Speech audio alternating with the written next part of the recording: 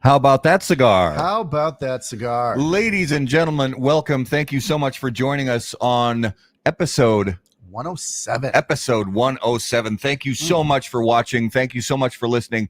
We are live on Facebook right now, live on YouTube, live on Twitch as well. So guys, thank you for joining us. Take just a second, share us out right now. Let everybody know we are live and we have a great special guest coming on the show today for episode 107. Another special Saturday afternoon broadcast. And it's we're so grateful as always, guys, to come to you live from the Drew Estate Cigar Studios. And let's take just a moment to remind you that Drew Estate just announced the return of the Barn Smoker program in 2021. They will host 3 Barn Smokers, beginning with the Connecticut Barn Smoker on August 14th and 15th in the beautiful Connecticut River Valley.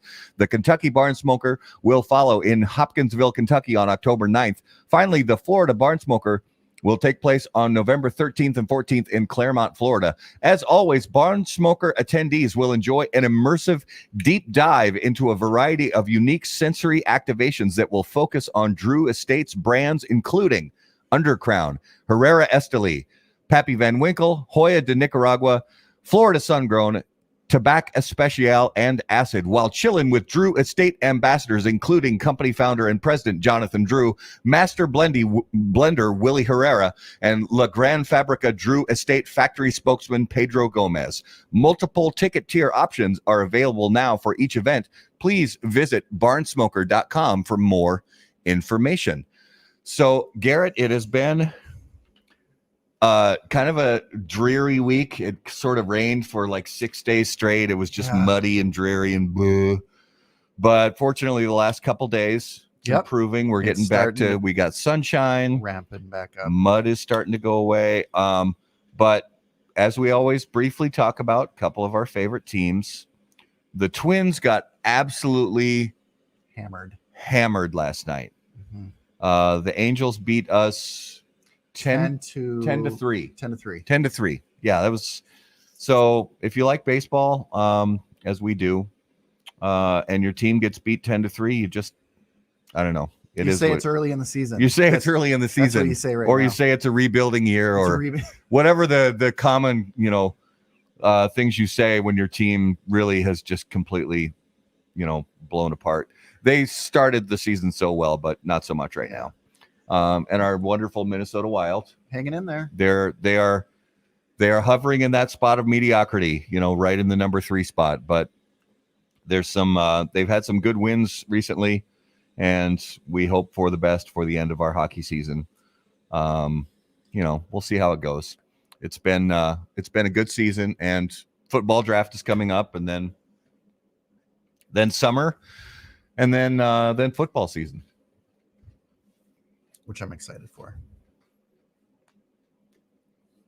Pardon me as I fire up my beautiful cigar here. So, guys, as always, on this show here, we put this show on because we love to hear people's stories. We love to hear, and there are so many great stories in the cigar industry and in the cigar culture that we find ourselves in. It is just incredible how many different walks of life and stories of triumphing over adversity and things like that. And we've been so fortunate on this show to be able to bring some great stories to you, and we're continuing to do that with this show today. We have a wonderful special guest to bring onto the show, and before we bring him on, we want to let you know that, as always, guys, on the show, special guests on How About That Cigar Live are brought to you by Corona Cigar Company and coronacigar.com, the internet's largest and easiest to use virtual cigar store. Corona Cigar Company offers you the finest handmade cigars, humidors, and cigar accessories at the absolute lowest possible price. You'll also find unique and limited cigars containing Florida sun-grown tobacco. As a proud American, president and founder of Corona Cigar Company, Jeff Borshowitz, believed it was possible to bring cigar tobacco farming back to Florida. At Corona Cigar Company and coronacigar.com, you'll find the best selection anywhere in the world of cigars containing this special Florida sun-grown tobacco. If you live in Florida or are just visiting, be sure to visit any of the great Corona Cigar locations in downtown Orlando, Sand Lake, Lake Mary, and also the Davidoff of Geneva Lounge in Tampa. For more info on all of that, please visit coronacigar.com and floridasungrown.com. So, ladies and gentlemen, without further ado, if you would please, to episode number 107 of How About That Cigar Live, please welcome Jeremiah Meerapfel. Hi, gentlemen. Good afternoon. Good afternoon. How are you, sir? Matt, Garrett, I'm doing amazing. Thank you very much for inviting me on the show today. It's a true honor and pleasure to be here with you. And of course, with everybody out there who I can see on social media. My love to you all. It's wonderful to be here.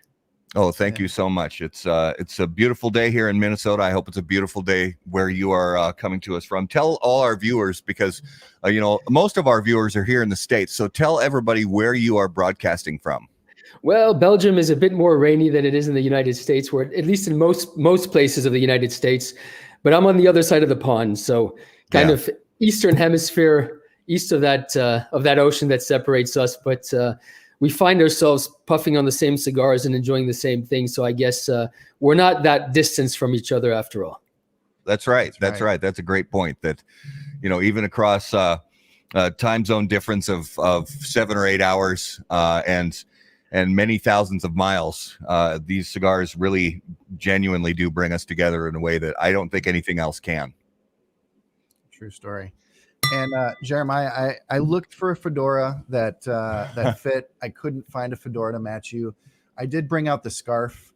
I watched your episode with Coop a few days ago, and you had mentioned that you like to dress up for your guests as a show of respect, something you learned from your father. And the best I could do was bring out my scarf to show you some respect. So it did the trick. Thank you very much. I feel honored.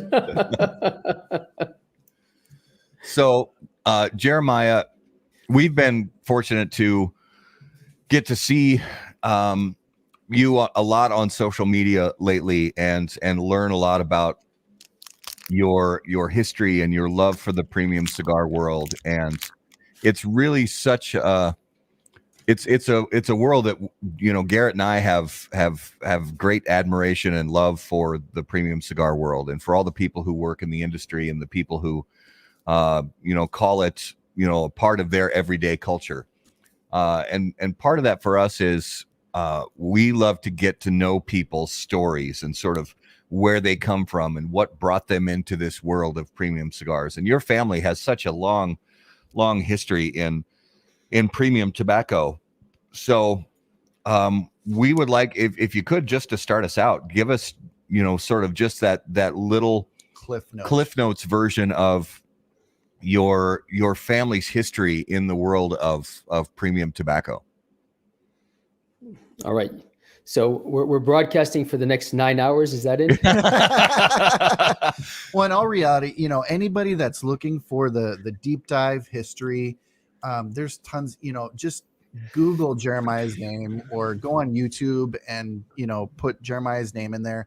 You'll see excellent interviews. Coop has done a lot of great interviews. He's been on a lot of other shows to get really the full. So yeah, just the Cliff Note version of 140 plus years ago to today.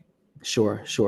So it all started out in the 1800s, in the mid 1800s. We're going back, as you say, it's close to 140, 150 years now that the family started manufacturing cigars and growing tobacco in the southern part of Germany, in the Bruchsal region, which is on the border of Switzerland near Basel. The next generation left from there, went to Indonesia. Those were the days that Indonesia started becoming quite prominent in wrappers. From there, back to Germany, the Netherlands, and then my grandfather in the 30s left Germany because of the regime and the pressure that was being unfortunately that was being exerted on a lot of the populations back in the pre-war years, fled Europe and arrived in Florida, where he started out growing tobacco in sun-grown tobacco in Florida for a short period of time, and then left to Cuba, where he very quickly started trading tobaccos and exporting tobaccos from Cuba. Skip a few years. My father ended up working in a small factory in Dothan, Alabama. And my grandfather in those days was exporting tobacco from Cameroon. He was purchasing tobacco in the 1960s already from the Cameroon and Central African Republic. In those days, that country, in terms of the agriculture of tobacco, was run by the CETA. It was the French monopoly, and it was mainly used for the machine-made and the cigarettes industry in France. So some of you will remember there was the Gauloise, there was the Gitane, which was the dark tobacco cigarettes, and then the cigarillos, the Fleur de Savane, which were very prominent. So most of that was for short filler and for the cigarette industry. And in those days, at that moment, my father was working in Cuba.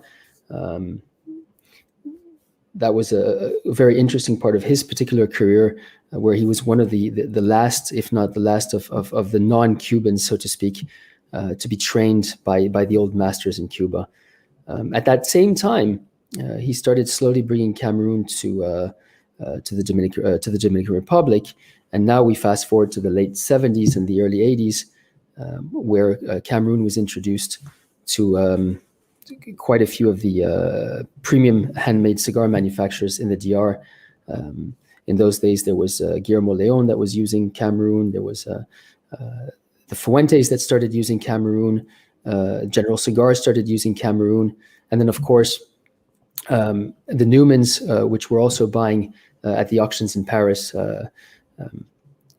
Newman Sr., who was a prominent buyer of Cameroon and one of the precursors, actually, in the purchase of Cameroon leaf and using it on premium cigars that were being manufactured on the west side of the world.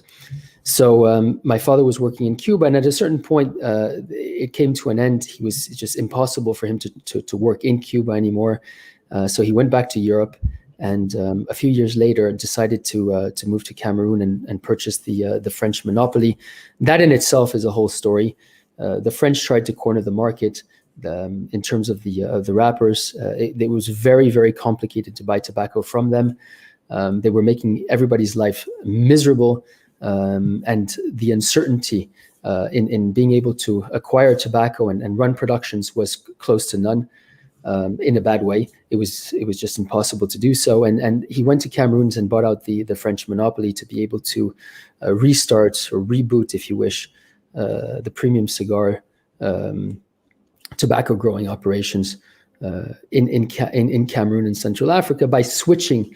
By switching, and this was an extremely difficult and low process, which is still ongoing today, but switching these crops from being predominantly filler crops to slowly trying to create some kind of volume of wrapper. Now, for any of those who are jumping up and down excitedly, we have not yet managed to do that, and we are still struggling severely to try to create some kind of yield out of that crop. But for those of you who do know Cameroon and have experience, and I see both of you are actually smoking, I think, a number 3, if I'm not mistaken. Although I'm not sure I see it properly on the video, but it looks like a number 3. Garrett's smoking a number 3. I'm smoking a Presidente. A Presidente, there you go. Yeah. And it must be the zoom on the camera. It's distorting the Garrett looks normal. You look a bit distorted. I'm sitting forward, so yeah. I always look distorted. That's just my everyday look. So for those of you who do enjoy Cameroon, it is a very unique tobacco. It's unlike most, if not unlike all. Whether you like it or you hate it, that's not the discussion. But it's one of the few tobaccos in the world, I think, with maybe 2 or 3 others, where more or less anybody blindfolded could probably call out a Cameroon wrapper on anything else. It's very, very distinct, and I think that's why we continue what we're doing with all the difficulties involved. It's because this tobacco is so. This is broadcasted out of the States, so I can't swear, right? But you say whatever you want. You can swear all day. Yeah, absolutely. It's different, and so we accept all these struggles and the difficulties and the hardships because at the end of the day, when we light it up, I mean, it's in our opinion, it's very special. Yeah. So we accept it. So in a nutshell, guys, that's kind of the very, very fast forward of the last 150 years and 5 generations of the family growing and rolling operations. Although we haven't been rolling cigars in many, many years, but we have been growing and trading tobacco for quite some time now. Yeah. Fantastic. I like where you're going. Okay. I'll jump in when. So part of the history of the family is you are part of obviously the history of the family. So I want to know a little bit about your early years when you were younger, let's say a teenager. Were you always interested in getting involved in the family business, or did you have other things that you thought, no, I might want to go into, whether it's banking or medicine or anything like that, or goat herding or underwater basket weaving, just any other career fields that you thought maybe I want to go into this, or did you always know you wanted to be a part of the family business? Matt, before I learned how to walk, I wanted to be a football player or a baseball player. But then once I set one foot in front of the other, I understood that was probably not going to happen. I think I must have been about a 1.5 when I realized that. No, joke aside, I didn't really have much pretensions, and quite young, there was a common understanding in the family that I was going to be working and enjoying my life in this industry. Being the eldest of the family, and being a very kind of old school traditional family business. For those who knew my grandfather particularly, and my father, but my grandfather very much so. Tradition is something in our family which which there's no compromising on whatsoever. And whether we liked it or not, there were certain things which were going to happen in the household, were going to happen in the ways that we were brought up and the way we're going to live. And these are things which become part of you. These are things which maybe are probably part of your DNA, but if they're not, they quickly become part of the education in the deepest way. The tobacco world is one which I grew up in, and there was never a question of what was going to happen. I grew up in a household where my father his best friends were all tobacco people. I grew up in a house where tobacco buyers of companies were spending their lives in our living rooms, and our vacations were going to Miami to visit, Carlito Fuente or, George Padron or whatever it might be. So this is how we actually grew up, and we loved it. It was amazing. It was amazing because we felt like we belonged somewhere. It was our house. It was our little kingdom. And for a kid, I think it's important. I think it's important to understand that you're part of a community. Now, we're a family that moved around quite a lot. And so our community was the cigar community. Our community was the cigar world. We were in the US, and then we came to Belgium, and then we went back to the US, and then we moved to Belgium, and then we moved here. So we moved a lot. We moved around a lot. And I think the anchor of it all, the roots of it all, was the cigar industry. And so when we were with the people from the industry, when we were meeting with consumers, there's a very consistent language that's happening. And it doesn't matter where you are in the world, that language is common to the premium cigar lovers, to the lovers of the leaf, or however you want to qualify that. And when you're bit by that mosquito, or whatever you want to call it, at an early age, there's nothing else that really is so seductive, so attractive. It's very, very, very, very special. Now, saying that, my dad was also someone who didn't truly believe in, going out there and studying at the university or doing this or doing this. He believed that you needed to work in life. And so I think I can't remember if it was 13 or 14 years old, we had no vacations. Those didn't exist anymore. Whether it was the 3 months in the summer or the month and a half, 2 months in the wintertime, we were sent off to tobacco fields in Connecticut or cigar factories in the Dominican Republic. I mean, I think I spent more than a year in total, working on the benches, rolling cigars at Carlito's factory, working with Edgar Coleman Sr. in Connecticut, in the Connecticut Valley, growing shade in Candela. So that was my life. Those were my friends. Those were my mentors. And you're asking the wrong guy the wrong question. Well, I've got a follow-up question. Yeah. So, how many languages do you speak? How many? Excuse me? How many languages do you speak? None correctly. For the most part, your young years were spent in the States. But between Europe and I'm sure travels to Dominican and other, I'm guessing you speak at least 3 languages. That's That would correct. be my guess. Yes, that's correct. I try to speak a few languages. I do speak English and French, and I get around in Spanish and a few other languages. But let's say that I do joke about it, but none of them are at the level which they should be. So shame on me. Now, let's talk about your father, Richard, for a second. As most people who are close to him called him Rick. What were some of the early memories that you can think of that you saw that passion in him, those characteristics you saw in him that you wanted to carry on this legacy?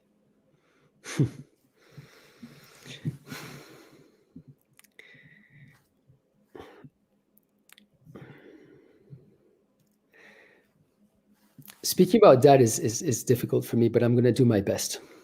I understand.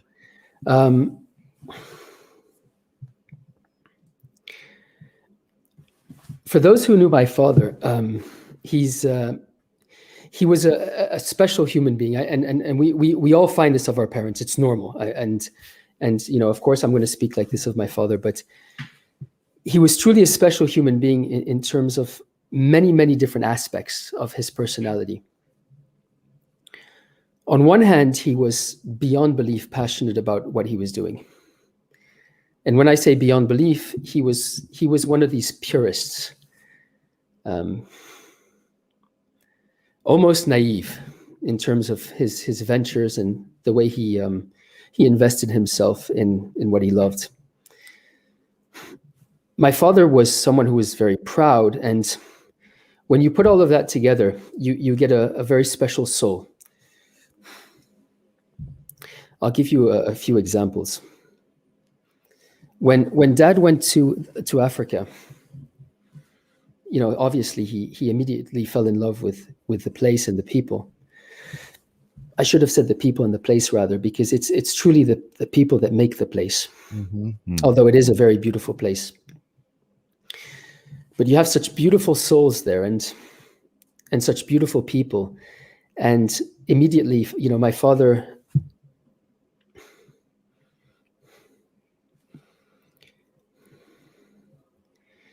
he immediately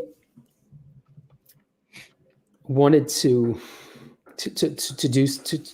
leave something special. He wanted to do something special, and he understood that he could. And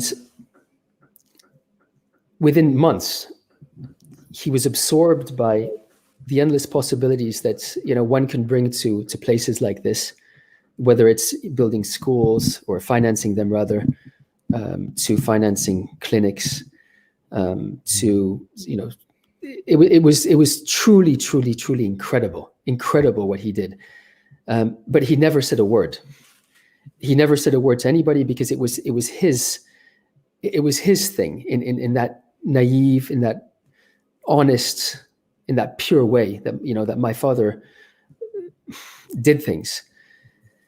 He quickly in the Central African Republic, he was named honorary minister of education and honorary minister of health of the country. simply because what he brought certain regions was more than what the government could actually do. Mm-hmm. So that's just one small example of my father's traits and what he was capable of. In friendship, it was the same. There were no limits to Dad's friendships. Another example that was, and this is quite an easy one. During the boom in the 90s, there was no more tobacco to be found, and our family was serving several families in terms of tobaccos, and at that point, certain peoples, which I will not name, went to Dad and said, "Listen, we'll pay you anything for the tobacco you have."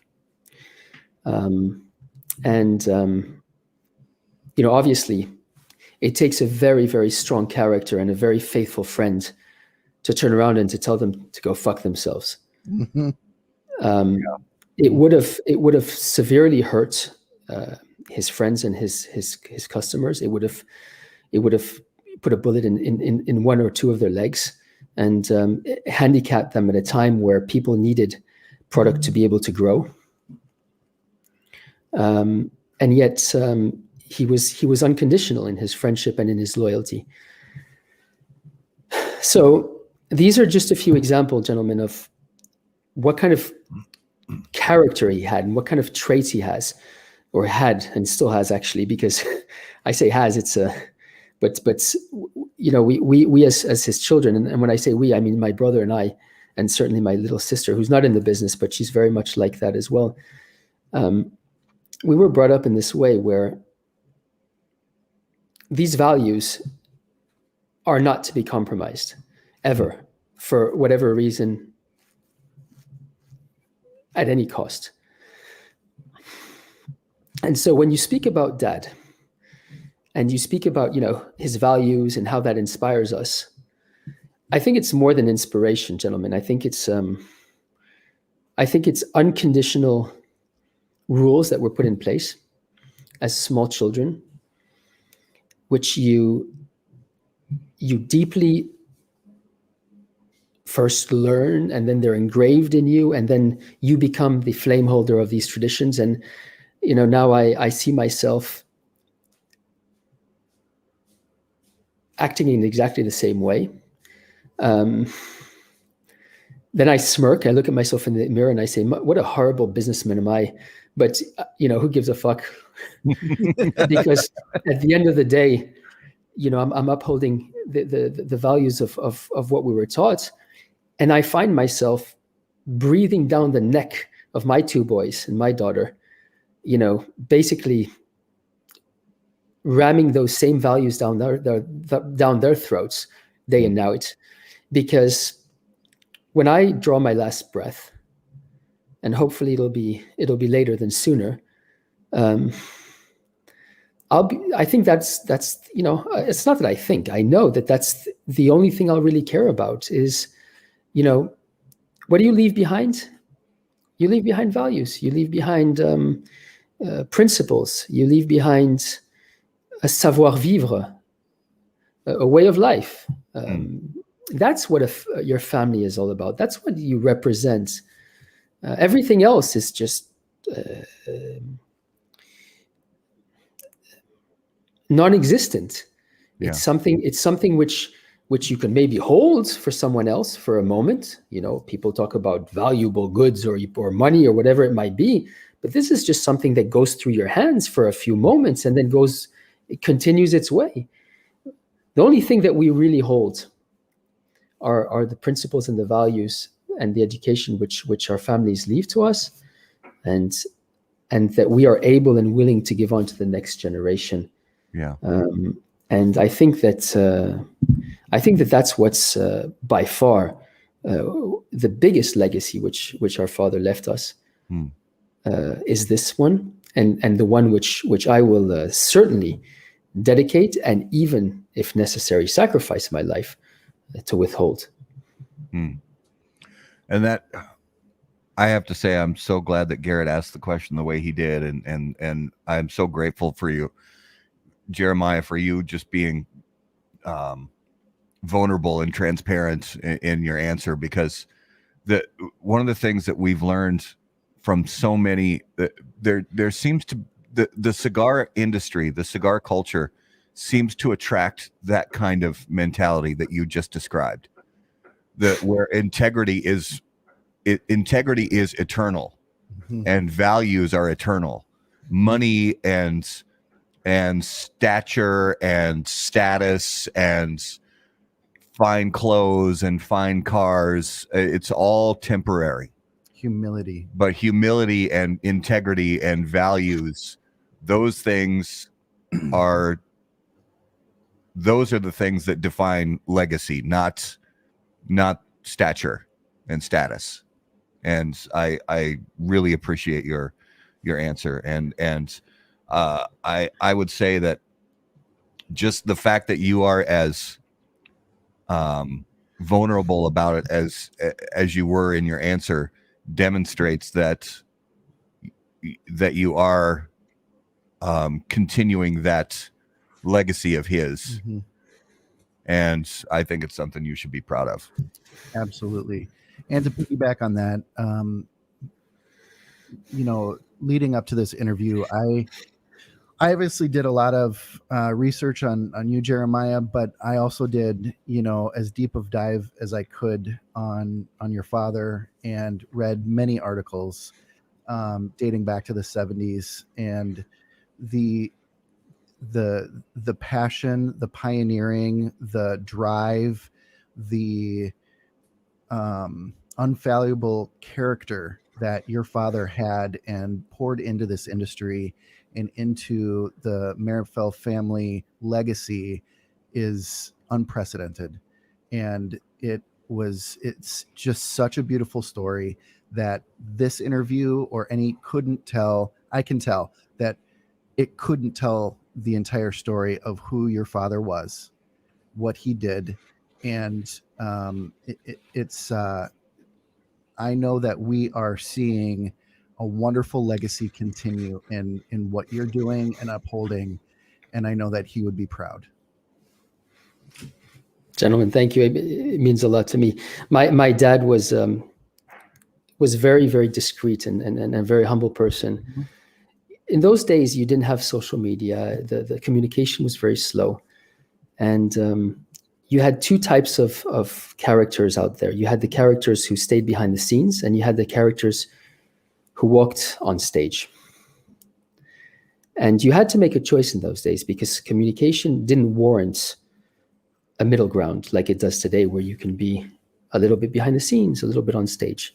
Either you went on stage or you stayed behind the scenes. And Dad was a guy who stayed behind the scenes. He stayed behind the scenes because he wasn't interested in the spotlight, because he didn't have that type of character. And I don't think it really, fit who he was. But what's so incredible, and it's true what you're saying. I mean, sometimes I find it a pity that he wasn't able to. It's not that he wasn't able; he wasn't willing to go out there and tell his story. He had so much to teach people and so much to share with everybody. But what he did behind the scenes and what he did for people was just mind-boggling. Some of the most interesting successes in the industry, one way or another, Dad was part of it. He would just be there. He would be a big brother to a lot of people out there. He would be a counselor to a lot of people out there. And he would do it in the most altruistic and elegant manner, without ever waiting for anything in return, but simply because it made him happy to see others happy and successful.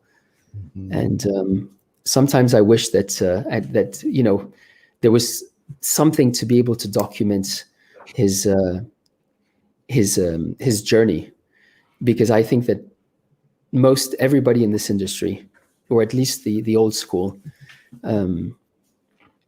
would have a lot to say about him, and in a way where it would mean a lot to people that we want them to hear this type of message. Mm-hmm. We want them to to be knowledgeable in the things that people do behind the scenes, and often that's the case. Often what happens behind the scenes is just as important or more important than what we're seeing on stage, and the lessons to be learned, the values that needs to be that can be cherished and held by them. Mm-hmm. So you're absolutely right, and hopefully one day, we can gather enough documentation to try to leave something behind, because there isn't enough, to be honest. Yeah. Yep. Well, one of the things that you mentioned just a moment ago is that he was behind the scenes in the success stories and stories of a lot of very what could even today be considered now legendary cigar brands. And part of that is it comes along with building relationships with people and getting to know people like the Fuentes and the Padrones. And specifically, I want to talk a little bit about the sort of the origins and the progression of the relationship between the Meerapfel family and the Fuente family. Tell us a little bit about the origins of that relationship between the two families and how it progressed into where it is today. Because it's a very important relationship, I think, for both families. It is. I mean, I would almost call it one family sometimes. The dynamics between the two families are amazing, and they do transgress the normal business for sure. There's no question about it. I think the story began in the 1970s, in the late 1970s and the early 80s, when the Fuentes opened up their factory in the Dominican Republic. And this is the time where my father met Carlos Sr. and Carlito. And very, very quickly, there's this very special bond that was a very special ties, a bond, friendship that was created, and respect. And I mean, I would be happy to speak to you about it, but I think the journey really started there. I don't think it's very, very difficult for me, gentlemen, to explain the magic and to explain the fairy's dust. Yes, the fairy's dust that happened at this particular moment. Yeah. I believe that's probably it has to do with, I think respect is probably the base of the relationship. My father just spent countless years in Cuba. Obviously the Fuentes have an enormous heritage in Cuba as well. My father was a young tobacco man. He just finished training for many years in Cuba. He was in Cameroon growing tobacco or trading tobacco. And Carlito was a bit younger than he was. Carlos Sr. was obviously a little older than he was. So I think my dad was kind of in that middle generation between the two, although a little closer to Carlito than he was age-wise to Don Carlos. And they just hit it off in a way that I can't even start to explain. First of all, I wasn't there, and second of all, I think it's one of these very special moments where things just happen and the journey just continues. Now, in these days, the Fuentes were just starting out in the Dominican Republic. I mean, they'd lost everything, for the X numberth of time, and they were kind of starting from scratch. They were, kind of, all right, let's give it our last shot in the Dominican Republic here. They'd been to Nicaragua, to Honduras, to here and there, and just disaster after disaster after disaster. And so, they were in. I would suppose, and I'm just supposing here, but they must have been in a state of mind where, the world was in front of them, and they needed to catch this one by the horns and dominate it and move forward, which they very successfully managed to do, and they did. And Dad was in a very similar position, because Dad was in a position where, he had just really started his career as well.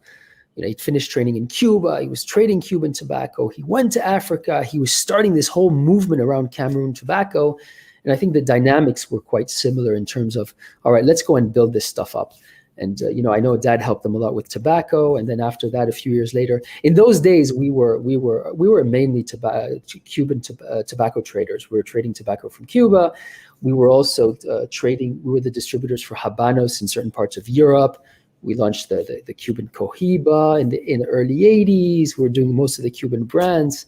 So we were very kind of, Cuba focused, and that was our job. That was our life. Up to there, that's what the Meerapfel family did for a generation and a half, was dealing with Cuban tobacco and Cuban cigars. So all this kind of new environment that was growing, all these new ventures that were coming up, where these Cuban families were at the base of recreating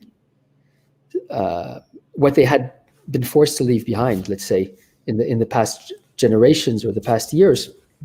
This was all very new. And so a lot of things happened. Tobacco was going to the Dominican from Cameroon, but also my father started importing Dominican cigars into Europe. Now, this might sound absolutely normal today to you gentlemen and to everybody listening. But I can guarantee you that in the 1980s, if you brought in a Dominican cigar into Europe and tried to sell it, nobody would have any idea what you were talking about. Yeah. You can imagine this old world where, people would wear the same hat as their great-grandfather and the same tie as their great-grandfather and the same pocket handkerchief as their great-grandfather. And they would almost sound like their great-grandfather. And I apologize for that. But you need to imagine what happened when all of a sudden the Meerapfels brought non-Cuban cigars into Europe. This, guys, was not acceptable. This was like, putting a California wine in a 3 Michelin star restaurant in the 1960s in Paris. Yeah. This is not going to happen. Yeah. And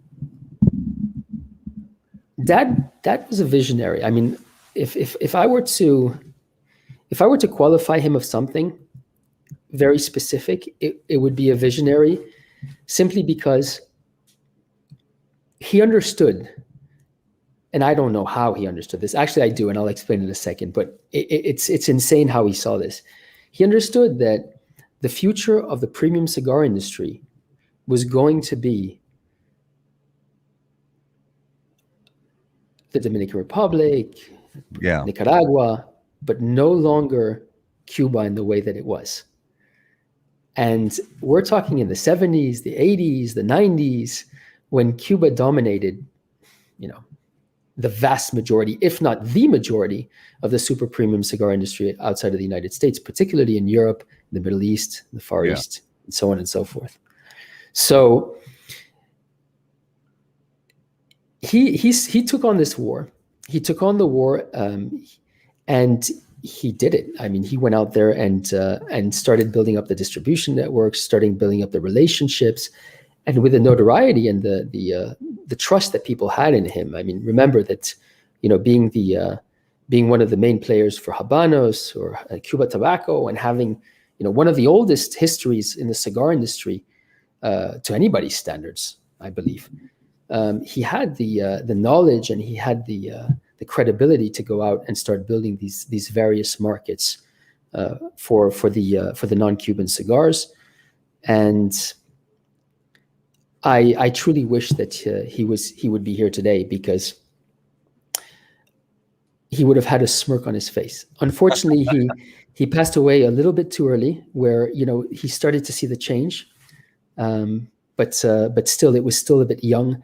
Today, he would have a smile on his face, because he won. Yeah. He was right. Yeah. Today, Arturo Fuente and some of the other brands are considered by some of the most hardcore Cuban cigar smokers anywhere in the world to be one of the finest premium cigars on the planet. Yeah. And this is insane, gentlemen. I mean, I lived through the entire transition. I was part of it. I was a soldier in the army, and it's mind-boggling to see what happened. And it's not surprising. I mean, there's 2 or 3 very, very simple, very technical reasons why it was going to happen, why it could have happened. Yeah. And so, Dad's knowledge and his foresight was able to put 2 into 2 together and understand how this was going to happen and why it was going to happen.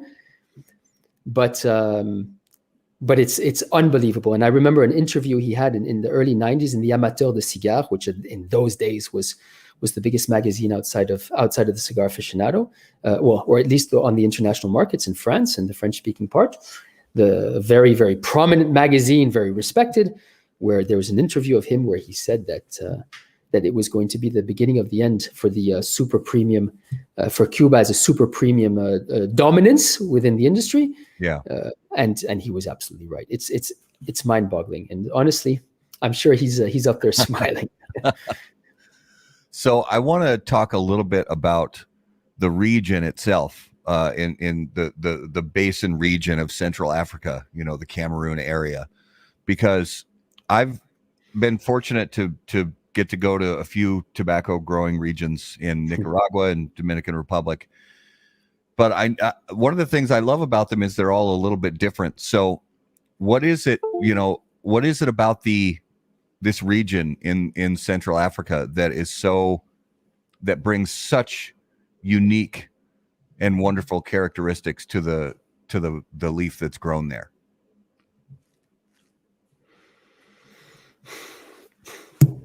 There's many reasons. I mean, and I'll walk you through a few of them. The first is that when you're in the furthest eastern tip of Cameroon and the western tip of the Central African Republic, you're in a region which is called the Kadai, even the Mambere Kadai a bit further east. And this region is the second densest rainforest in the world after the Amazon. So you can just imagine how rich the soils are and what this soil has to bring to the tobaccos and to the flavor. That's number one. Number two is a very, very special ecoclimate, which is just around this area. Now, if you go a little bit further out, up, down, left, right, it changes. But there's a very, very particular ecosystem right there, which, listen, I'm no scientist, and honestly, I don't know, but it works. And it just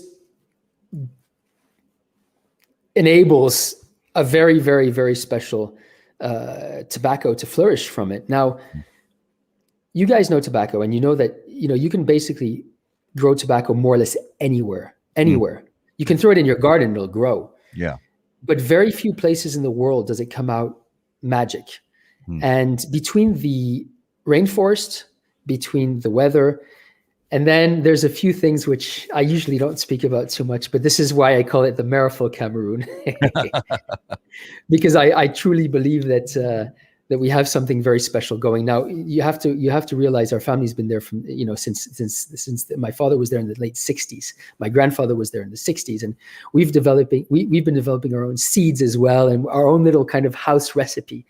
And the best way to illustrate this is that there has been quite a few people that have come into Cameroon and grown tobacco in Cameroon over the last 30, 40, 50 years.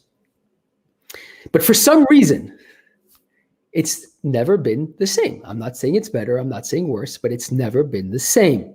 Now, I'm not speaking about people who grow, they call it whatever they want to call it, Cameroon, whatever it is, in Wisconsin and in Ecuador and in Alabama.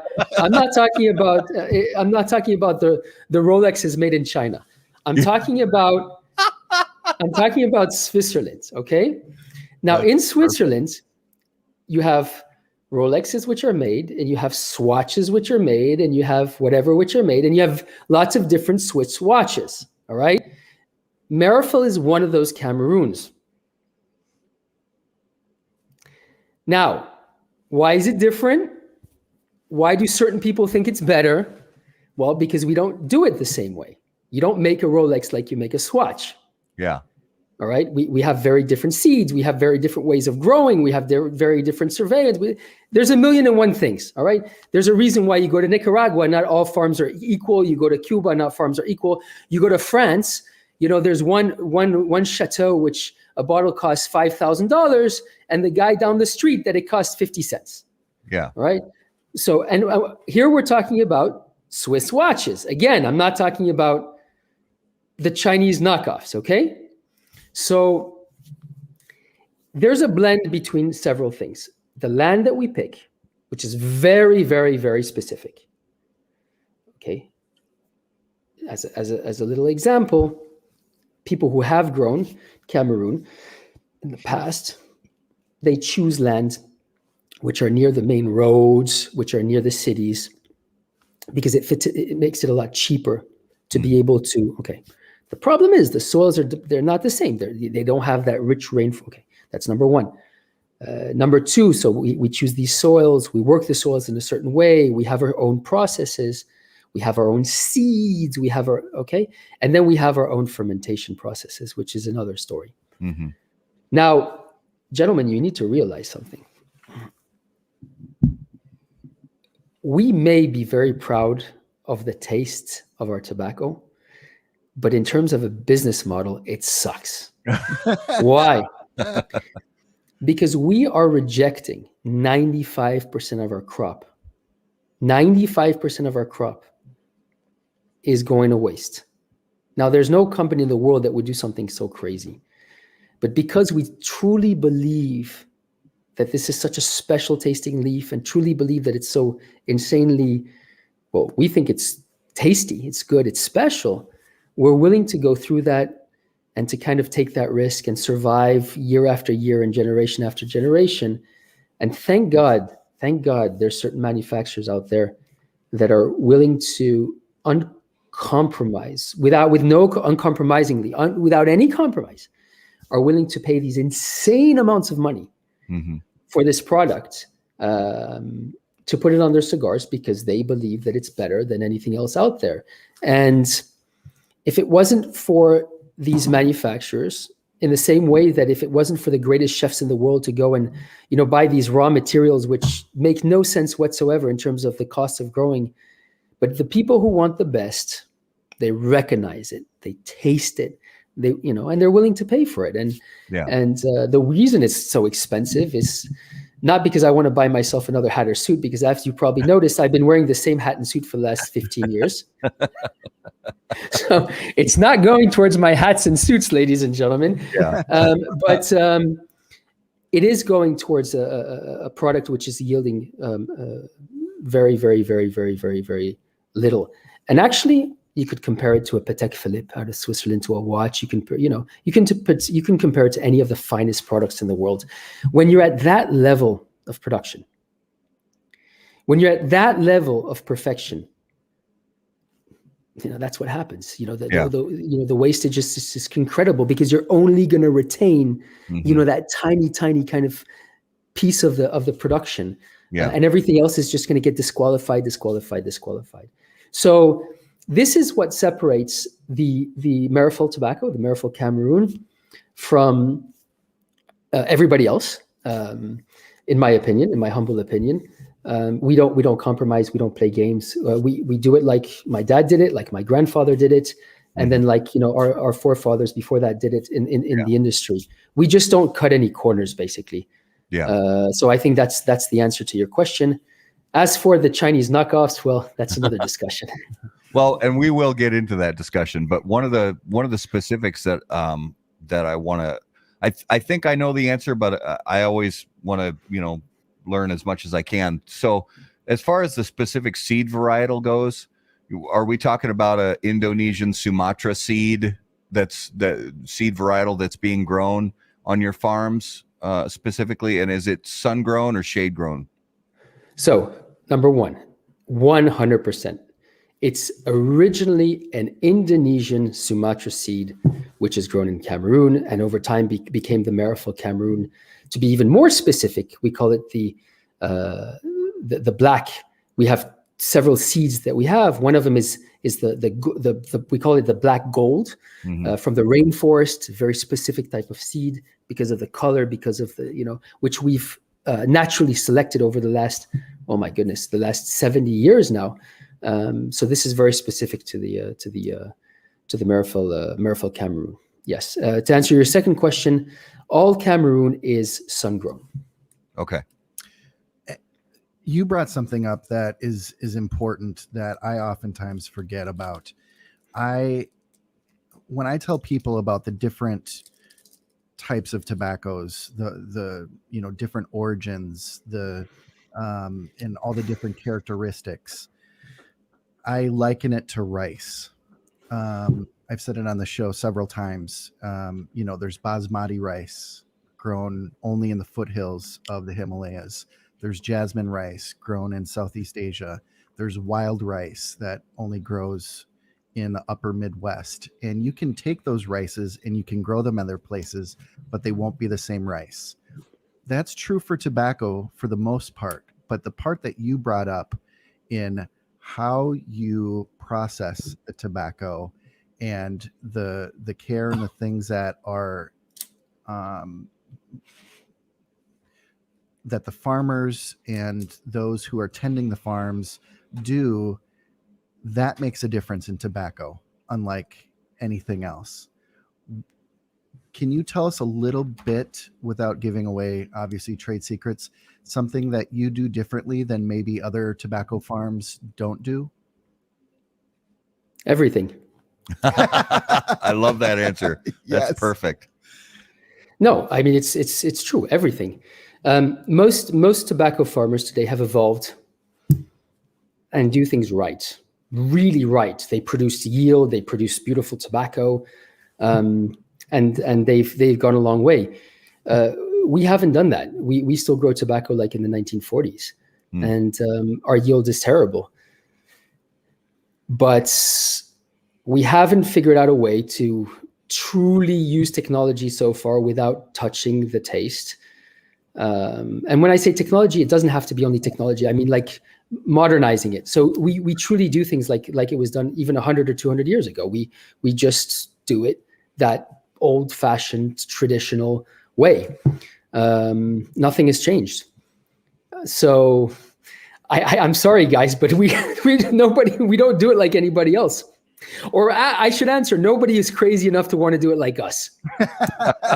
I love That's it. Now coming back to this rice, I agree, but there's one extra difference which ticks me off, is that there is no Cameroon seed.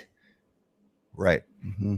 Right? So you can have the basmati. That's fine. It's a basmati rice. It's a basmati seed. And you'll take it somewhere else and it's like, okay, it's basmati seed grown in whatever. But there is no Cameroon, unless somebody came and stole my tobacco or my seeds, and then they should call it Meerapfel Ecuador or something. But if they're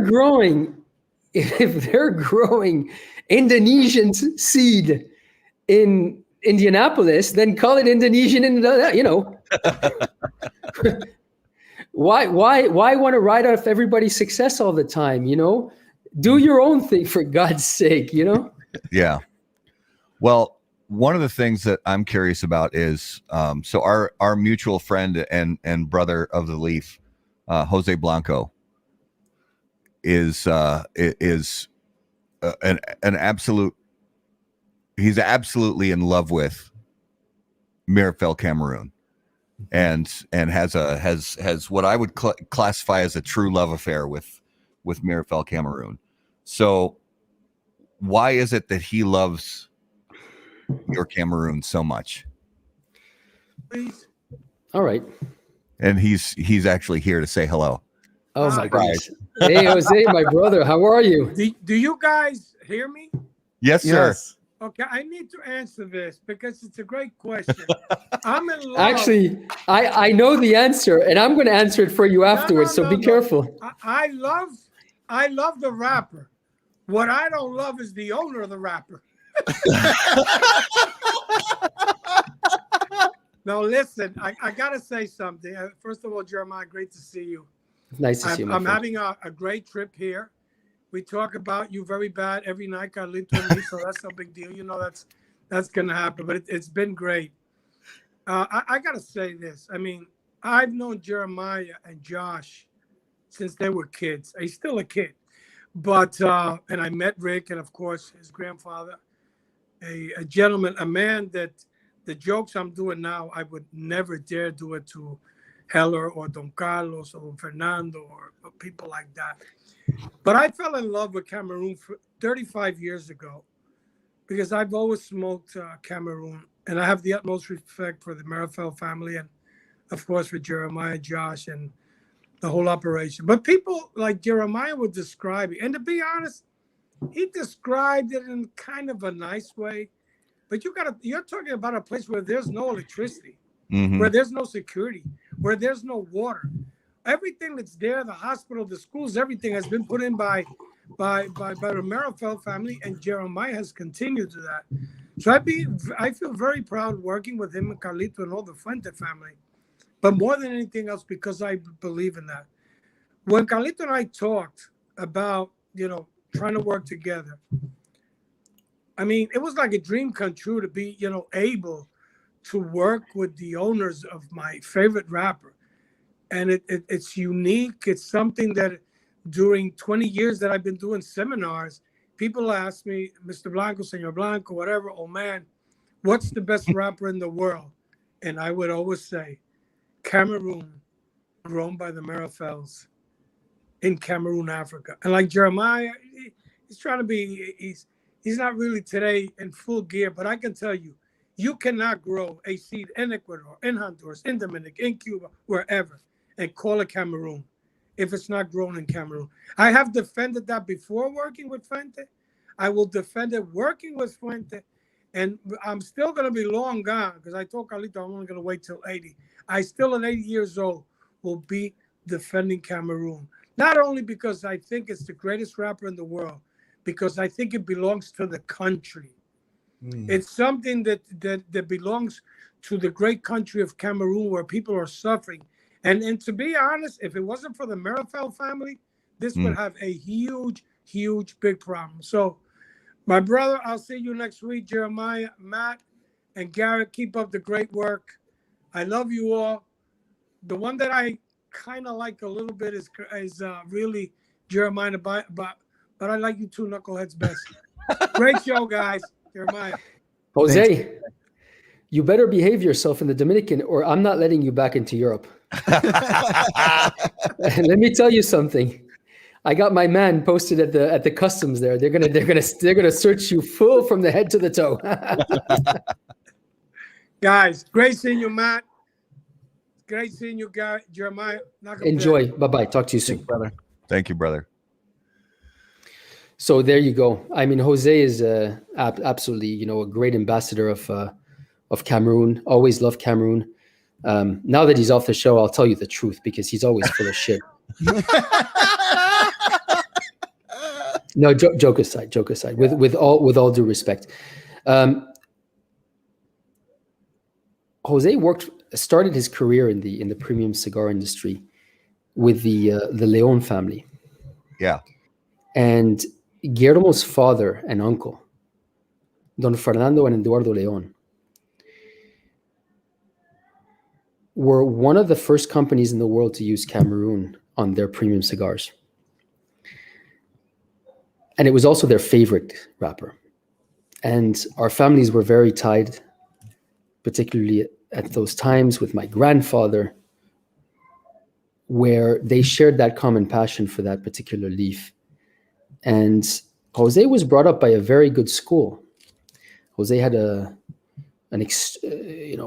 he had mentors in that company that truly understood the leaves and truly understood the the value of very precious wrapper. And I'm grateful to Guillermo's father and to his uncle and to the Leon family for having been one of the precursors of Cameroon. And Jose is definitely out of that mold. And he happens to have good taste as well, once in a while. So one of the things that we've kind of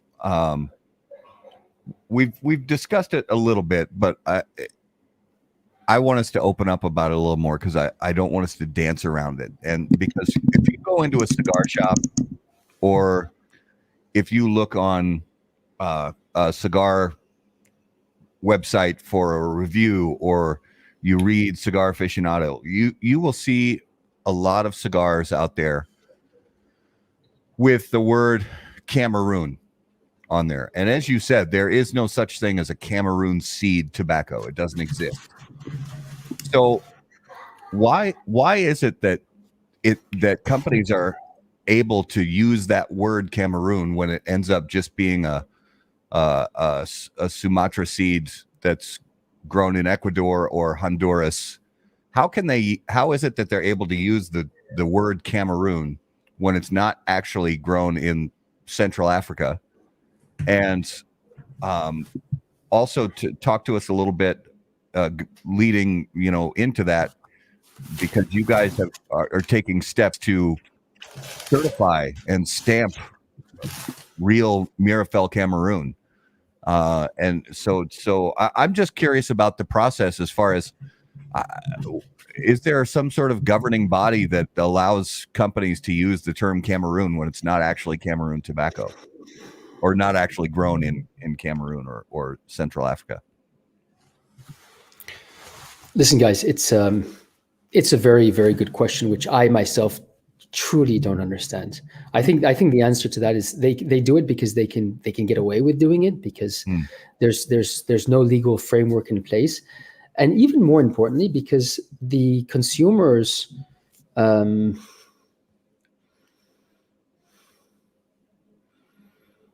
not revolting against it, or at least they're not voicing anything where they show the discontent of it. I believe that as long as people are not taking advantage of, that's okay. So what I mean by that is, if the consumers out there know and they're aware and they're okay with that, I, as Meerapfel, don't care that much that somebody would use the name Cameroon if he feels that it's an exotic name. What really bothers me is if it's being used to influence falsely people's purchases, or if it's being used in a way where there's an intention. Exactly. Yeah. Exactly. That would really, really, really bother me. Yeah. And I truly don't know to what extent, the guy walking into the shop, he sees a cigar, it says Cameroon on it. He maybe doesn't know the cigar. Does he believe that there's a Cameroon wrapper on there? And is he buying it because he likes Cameroon? And it's not so much the fact that these guys are using Cameroon, which bothers me. It's the fact that the guy who's going to smoke it is going to be like, yeah, this is maybe not what I had in mind, or maybe this is not, kind of what I remembered. This is not what I thought. That bothers me. And actually, we were having the same thing a few years back as well. There used to be some people growing in Cameroon, like I said, near the roads and, in these places where the tobacco just didn't really taste good. It was bitter, it wasn't fermented properly, the way the soils they chose. And people were like, Jeremiah, I tasted this cigar and, it wasn't great. The wrapper, the burn, the taste. And I'm like, where did you buy it? What cigar was it on? They told me, and I was like, oh no, because I know the farm it came from. And I'm like, no, hold on a second. Taste this. It's just giving this thing a bad name. Yeah. And so instead of kind of waging war on, we got to come out with an appellation contrôlée of Cameroon, forget it. What's the point? Let's just say, okay, I'm going to just say, listen, I do Meerapfel Cameroon. Mm-hmm. Okay. It's coming out of my family. It's coming out of my farms. It's coming out of my, kind of my heart, my gut. I know what's coming out of it. I know what it tastes like. You guys want Meerapfel Cameroon. We'll make sure that you can figure out how to buy Meerapfel Cameroon. Everything else, fine, great, no problem. But just don't use it as a benchmark because it's not the same product. And again, I'll use watches as a comparison. You want a Swiss watch, fine. But then, don't go to Geneva or Basel to buy a fake Rolex from China. It's not going to be a good idea. And then when you're in Switzerland, then there's going to be 1,000,001 different brands you want to buy from. And that's okay. That's fine. You might have your preferences. So I think kind of our strategy now is to say, okay, we sell Meerapfel Cameroon. We grow Meerapfel Cameroon. We sell Meerapfel Cameroon, and let's try to at least get around that notion there, so that we help consumers not get misled, so to speak, in terms of the what they're smoking, what they're buying. Does the Meerapfel family have tobacco farms in any other countries? No. Okay. I was always curious about that. So only in Central Africa. Yes, Central Africa, Cameroon. Yeah. And could you walk us through the difference between your typical Sumatra tobacco that comes from Indonesia versus what you get in Cameroon? Sure, absolutely. So first of all, appearance-wise, it has some similarities. The Sumatra is also a very, very, very thin leaf. The vein structure is very similar. And you could get typically certain colors, certain casts of colors, which are a little bit similar. The similarities stop there. The rest is completely different. You have another kind of hue variation of colors, which are more typical to the Cameroon, Central African regions. Mm-hmm. The taste is it's like cherries and tomatoes. I mean, there's no similarity with the taste whatsoever. Cameroon is typically very sweet, chocolatey, earthy, coffee-like. Very, it's Cameroon. Meerapfel Cameroon, and then you have, the Indonesia. It usually has more of a bitter twang to it, a bit of a metallic taste sometimes to it, which was considered, one of the best wrappers in the world, especially by the European manufacturers back in the late 1800s and early 1900s for sure. Even actually later than that, and they continued into the 2000s until Cameroon became unfortunately the political problems basically put an end to a lot of the production in Sumatra. Yeah.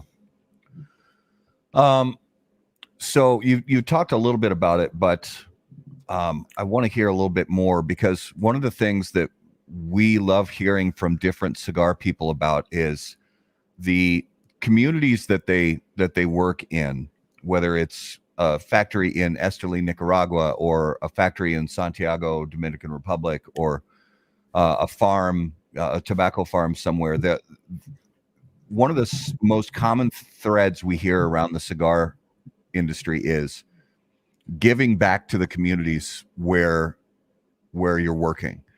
And you spoke a little bit about it already, but tell us a little bit about whether it's building schools or helping with medical needs and things like that in that area in Africa, where the needs are so high, and there's so much unrest in that area, and unfortunately so much poverty in that area. So tell us a little bit about what your family has done over the years and is still doing to serve the communities in that area. Mm-hmm. So this is something which we've always done organically. The day we moved in and bought the centers, so we own all of the major centers in the east of Cameroon, in the growing areas, and these centers are very big. They're not only the the warehouses, if you wish, where there's all the processes of fermentation and sorting, but you also have massive amounts of residential housing and schools which are on the lands, and then kind of going out from there. So the hubs which we own and operate in the eastern part of Cameroon and western part of Central Africa are very, very specific to holding an important part of the population in this very wild environment, like Jose very rightly said earlier on, where there are no roads as you know them, very little electricity, certainly not reaching outside of the main villages, no running water, and so on and so forth. So when we came in, when my father bought these operations in the early 90s, immediately, organically and directly, there was work that was being done for the local population that was either working or not working with the company or not with the company. Because what you must understand is that it's not only the people that are working with us that are benefiting from it, because it's not only the people working with us that live in these communities. And what we try to do is we try to immediately empower, enrich, influence positively all these communities that were, as much as we could, around of the centers and the various different communities around, in improving as much as we humanly could, improving, and very carefully, because this is another discussion where you need to be very, very careful. You can't just go out and do anything. You can destroy an entire ecosystem and be very disrespectful if you think that you can come into an area and you believe what's best for people without truly understanding the ecosystem. But what we could do was simple things.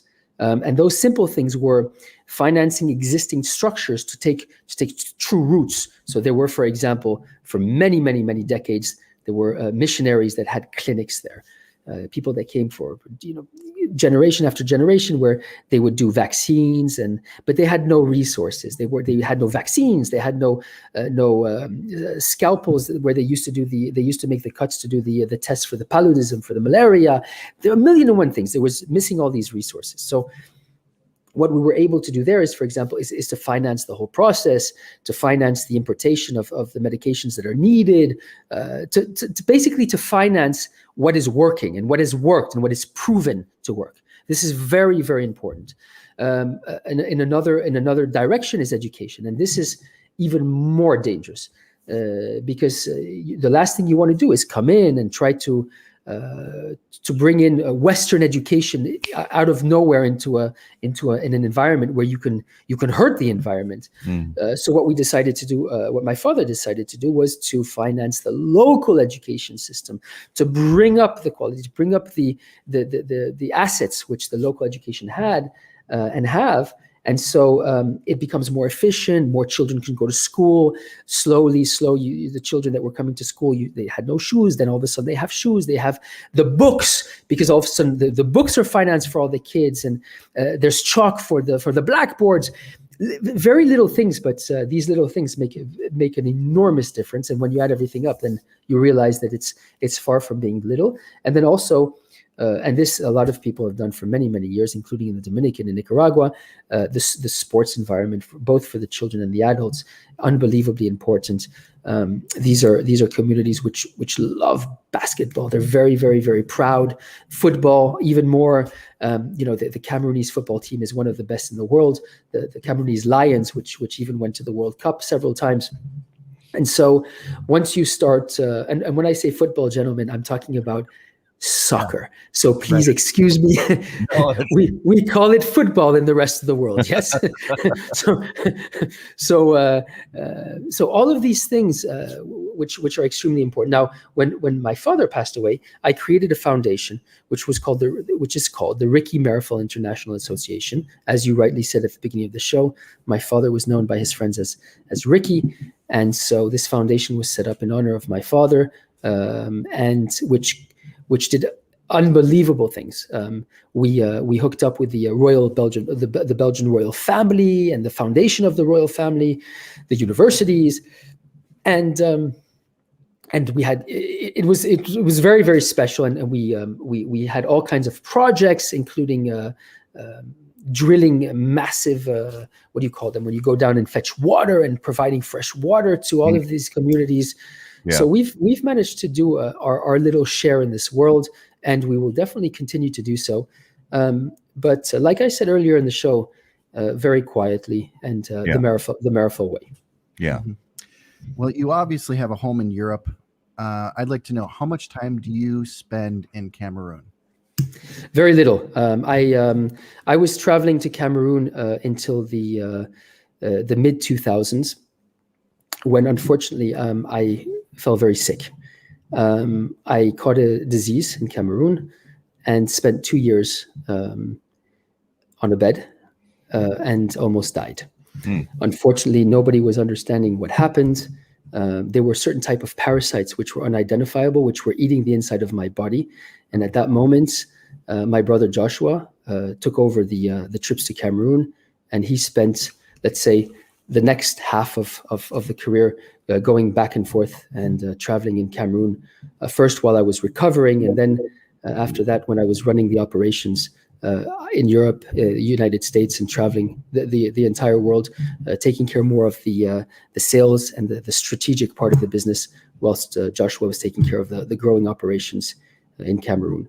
So it's not a place that I go to that often, but it's certainly a place where once you're stung by the bug, even though you might leave your life there, you still end up going back one way or another. Yeah, absolutely. Well, I think it's time. It is time. It is time for this week's Numero de los Muertos. And as always, ladies and gentlemen, Numero de los Muertos is brought to us by our friends at Smoke Inn. So take just a couple seconds and watch this spot about the Connoisseurs Club.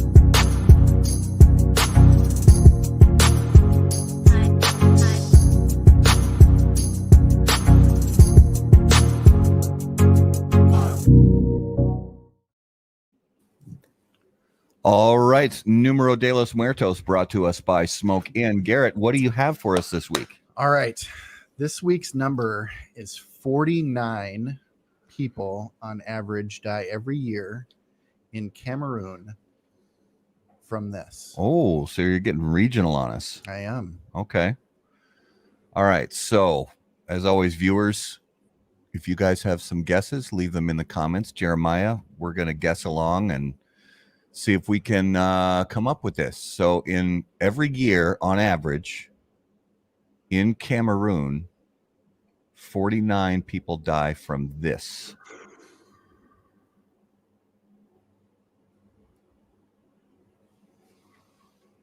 Sai says Ebola.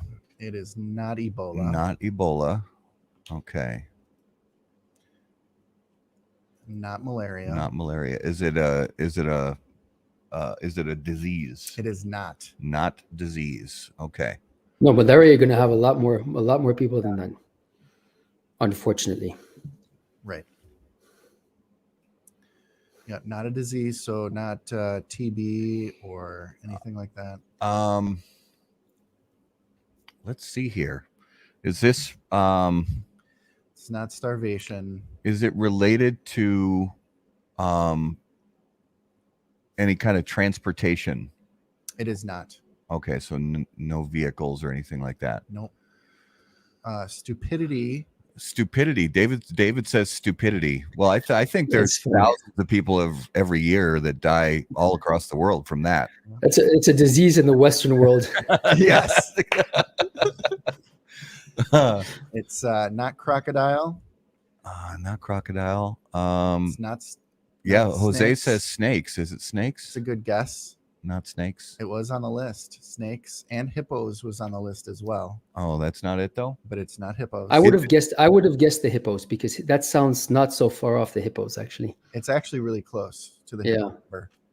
Hippos is actually more. Is Yeah. it some type of animal attack? It is not animal related. Oh, it's not animal related. Okay.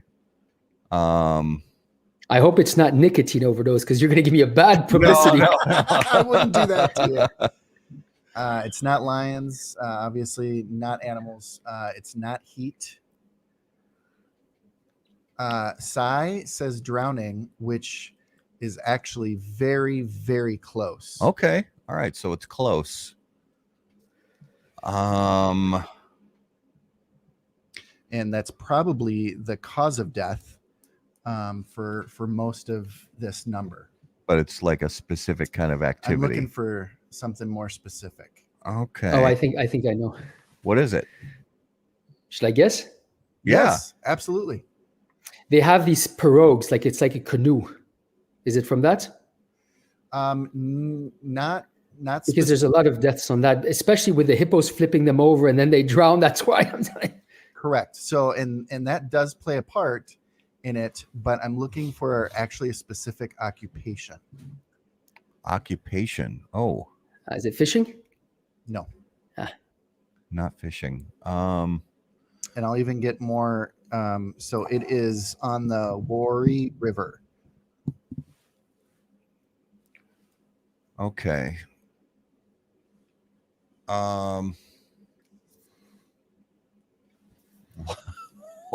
David says water polo. I don't think it's water polo. I don't think they play a lot of water polo in Cameroon. Sexual. There's a lot more. Laurent, there's a lot more people that die of sex than 40. I can tell you, whatever it is. All right. So Dan Sawali, it is mining, but what is it mining? Oh, okay. So mining, we're on the right track. Mhm. Now here we go. In the water, gold mining. It is not gold. Ah, Oh, it's not gold. Mm-mm. Is it diamonds? there's diamond and gold. Huh? Not diamonds, not gold. What else do they mine there? I've never heard of this before. Oh, is it a metal or a gem? Mm-mm. Neither? Mm-mm. What? Is it uranium? Mm-mm.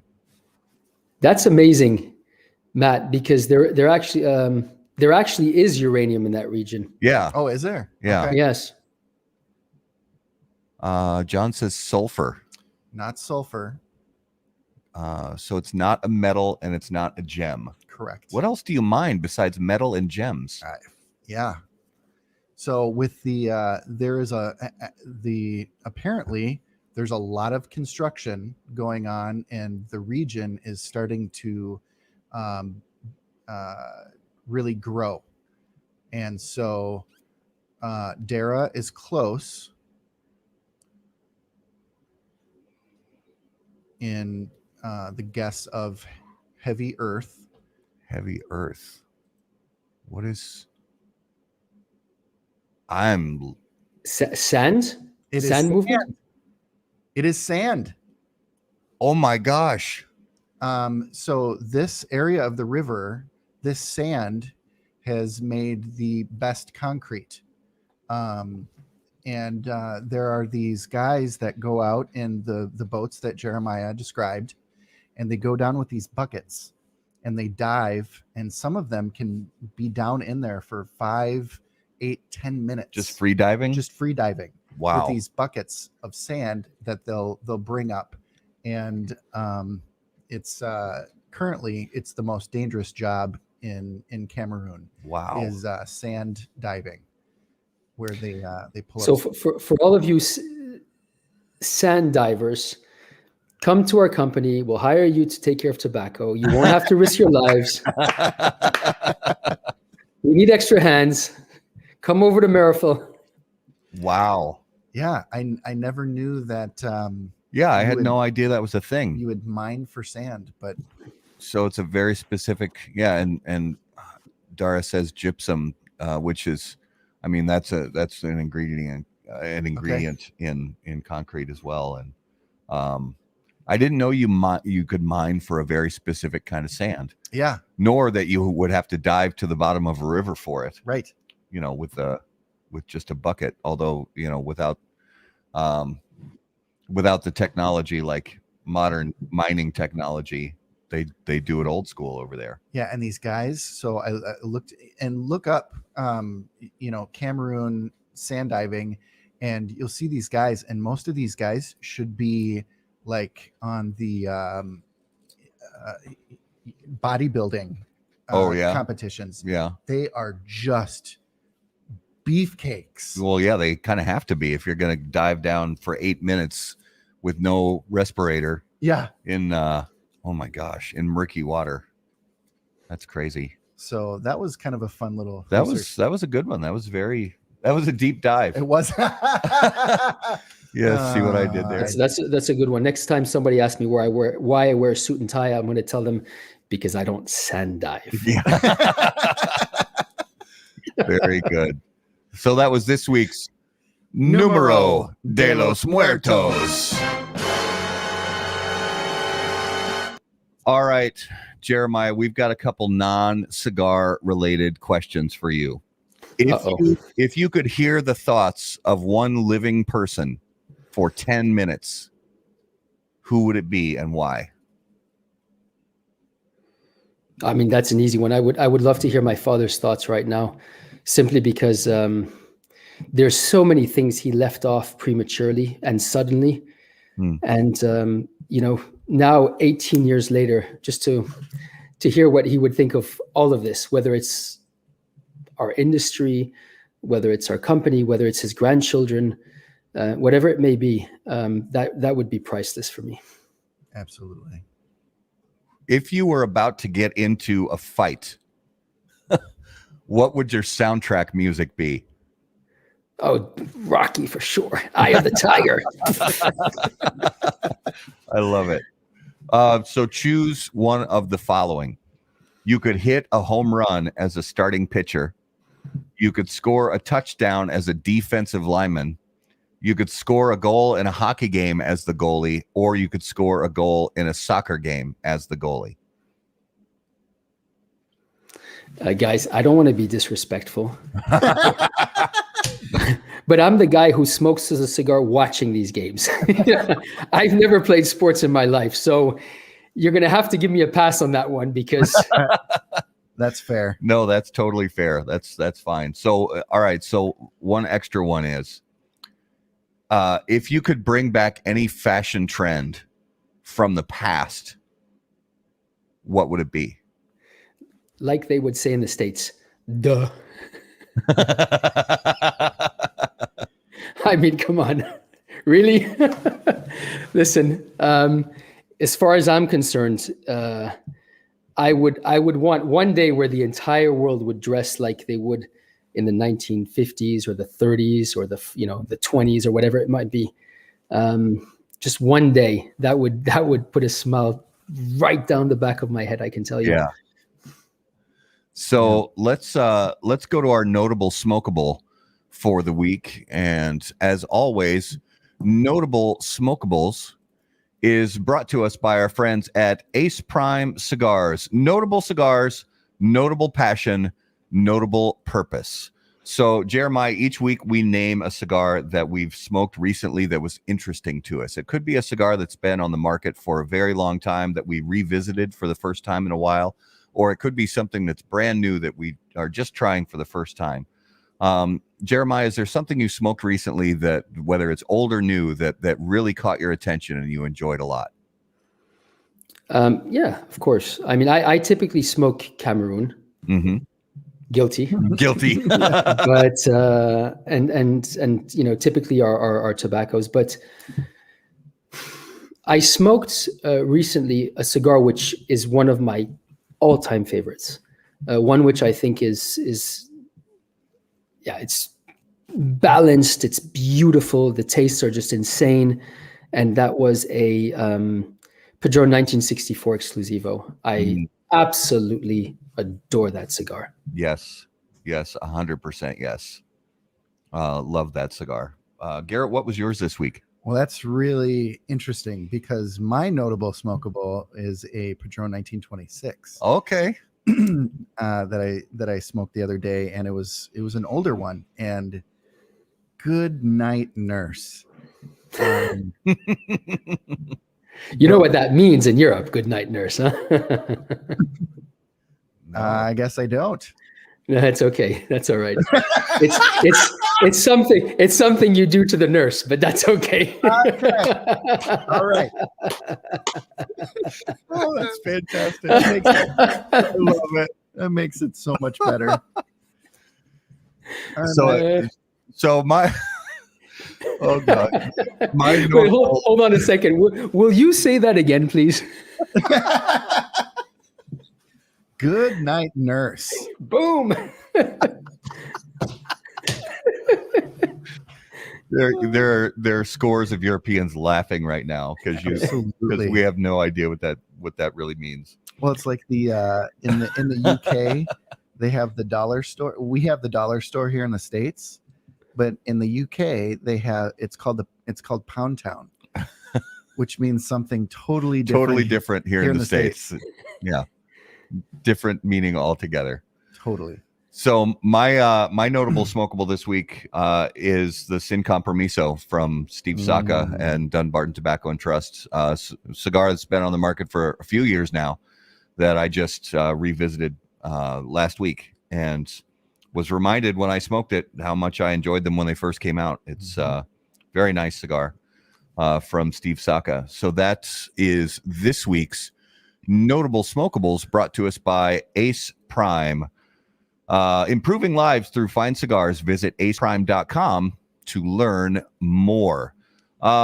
So just to give our viewers and our listeners an idea of some cool stuff we have coming up soon, this coming Monday, just 2 days from now, the evening of Monday the 19th, we are going to talk to Skip Martin and Mike Rosales from Roma Craft Tobacco, and we're going to hear all about the upcoming Weasel Fest in Texas that is just getting off the ground and announced, and tickets will be available soon. So we're going to talk to them about that. And on April 26th, we have Cynthia Fuente, the first lady of cigars. So excited to talk to her.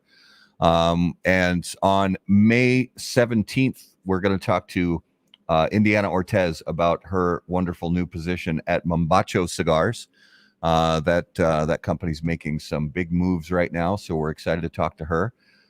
So Jeremiah, give all our viewers and listeners an idea of where they can keep up with all the latest news and goings on with Meerapfel Tobacco.